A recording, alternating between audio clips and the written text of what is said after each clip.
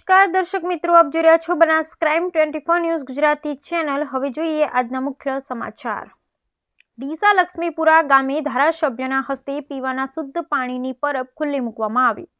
ડીસા તાલુકાના લક્ષ્મીપુરા ગામે સ્વર્ગીય માતા પારુબેન પૂનમજીના સ્મરણાર્થે પુત્રોએ બનાવેલી પરબનું ધારાસભ્ય પ્રવીણભાઈ માળીના હસ્તે આજરોજ લોકાર્પણ કરવામાં આવ્યું હતું।